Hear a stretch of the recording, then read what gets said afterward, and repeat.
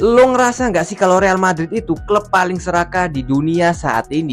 Nggak puas dapat Kylian Mbappe, sekarang mereka tiba-tiba dikabarkan bakal ngamanin bek tangguh Liverpool, Ibrahima Konate. Padahal beberapa bulan transfer ini katanya udah mau mati total. Gila nggak sih, begitu Liverpool gagal memperpanjang kontraknya, Fabrizio Romano langsung bersuara, "Here we go, deal Konate ke Madrid beres." Tapi pertanyaannya, sekarang kenapa Real Madrid ngebet banget balik lagi ngejar Konate? Apakah ini cuma taktik Florentino Perez buat menangin pemilu klub, atau emang lini pertahanan Madrid lagi diambang kehancuran? Gue bakal bongkar 6 alasan logis kenapa transfer Konate ini bukan sekedar gosip belaka, melainkan langkah bisnis paling jenius sekaligus paling kejam dari Real Madrid. Kita bedah bareng. Oke, poin pertama, banyak orang mikir, ngapain, Madrid kan tim bertabur bintang, ngapain beli bek mahal lagi? Bro, buka mata lo, coba lo lihat realita lini belakang Madrid 2 musim terakhir. Kropos, sering banget keteteran. Eder Militao baru sembuh dari cedera panjang, David Alaba udah cabut dari klub. Antonio Rudiger emang baru perpanjang kontrak dan jadi jenderal di sana. Tapi lo harus ingat, dia nggak makin muda, dia butuh tandem yang sepadan. Memang Madrid punya daun muda bertalenta kayak Dean Hudson, Asensio atau Joan Martinez yang katanya masa depan klub. Tapi kata kuncinya di sini adalah masa depan. Sementara Madrid, mereka butuh menang sekarang. Mereka nggak bisa cuma ngandelin bocah kemarin sore atau pemain veteran yang fisiknya mulai menurun buat di kompetisi seketat Liga Champions. Konate itu bukan proyek uji coba 3 tahun ke depan. Dia udah matang di Premier League, udah ngerasain final Liga Champions dan terbiasa main di bawah tekanan monster. Sekarang coba lo pikir kalau lo jadi manajemen Madrid, lo mau nekat pasang back umur 18 tahun di semifinal Liga Champions atau lo pilih back yang udah siap bertempur kayak Konate? Masuk akal nggak? Coba tulis pendapat kalian. Poin kedua, dan ini yang bikin sentimen gue makin liar, ada faktor Jose Mourinho. Desas-desusnya kalau Florentino Perez kepilih lagi jadi presiden, dia ada potensi bawa pulang the special one.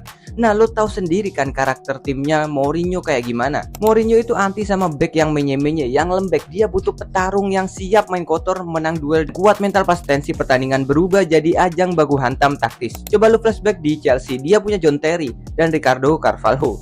Di Inter Milan ada Lucio sama Walter Samuel yang kayak tembok berjalan. Di Madrid dulu dia pakai Ramos, Pepe yang galaknya minta ampun.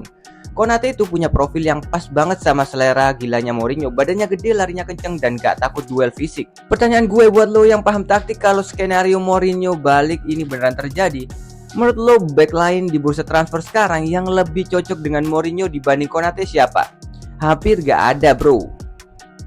Nah, poin ketiga ini seru banget soal taktik bisnis. Di sini letak superioritas Real Madrid. Dulu Liverpool yang pegang kendali karena masih pede bisa perpanjang kontrak Konate.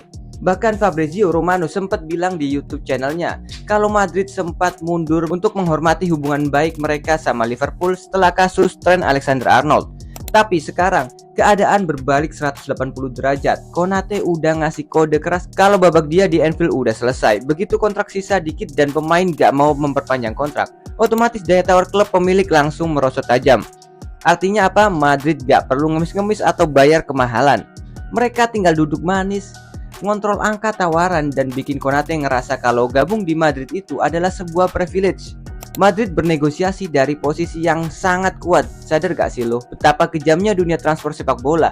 Di saat sebuah klub raksasa kayak Liverpool lagi lengah, tim kayak Madrid bisa langsung datang dan ngambil aset terbaik mereka dengan harga yang miring. Menurut lo ini taktik bisnis yang jenius atau justru nggak etis? Tulis opini lo di kolom komentar. Lanjut ke poin berikutnya. Poin keempat, taktik di lapangan. Madrid itu bukan tim semenjana yang bakal parkir bus 90 menit di area penalti sendiri. Mereka itu tim agresif, back sayapnya maju, gelandangnya naik, penyerangnya tinggal di depan. Gaya main kayak gini punya risiko fatal kalau kena counter attack. Back tengah bakal ditinggal sendirian di ruang terbuka yang luas banget.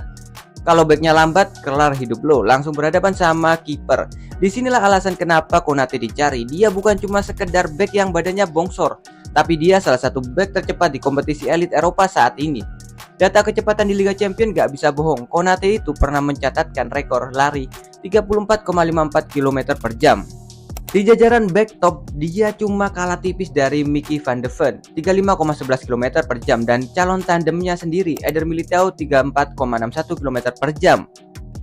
Bayangin punya back secepat itu di belakang. Para pemain menyerang Madrid bakal main tanpa rasa takut karena mereka tahu ada monster di belakang yang siap ngejar ancaman musuh sebelum jadi bencana. Dengan duet Militao dan Konate yang sama-sama punya kecepatan di atas rata-rata, apa masih ada penyerang lawan yang pede bisa lolos dari jebakan counter attack Real Madrid?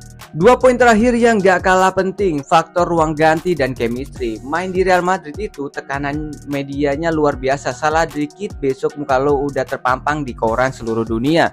Banyak pemain hebat hancur karena gak kuat sama tekanannya. Tapi Konate gak bakal sendirian, dia di sana udah ada French connection, Mbappe, Tchouaméni, Camavinga, Mendy yang udah sering main bareng dia di timnas Prancis. Proses adaptasinya bakal instan karena komunikasinya nyambung. Lalu ada Trent Alexander-Arnold, mereka nggak perlu adaptasi lagi dari nol. Konate dan Trent udah bertahun-tahun main di Liverpool. Konate paham kapan harus nutup ruang kosong yang ditinggal Trent Alexander-Arnold saat maju nyerang. Ini bukan cuma soal pertemanan, bro, ini soal fungsi taktik yang udah teruji di level tertinggi. Coba lo bayangin Madrid gak cuma beli pemain, tapi mereka kayak lagi memindahkan separuh kekuatan tim terbaik Premier League ke Santiago Bernabeu. Kurang serakah apalagi coba?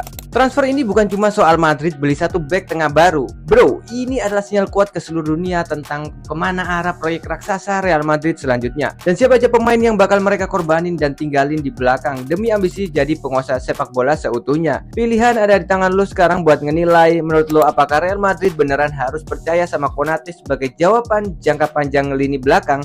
Atau jangan-jangan transfer ini bakal jadi blunder besar yang mubazir? Tulis prediksi kalian di kolom komentar. Jangan lupa klik like, subscribe untuk support channel ini. Gue Ian, see you on the next video. Peace.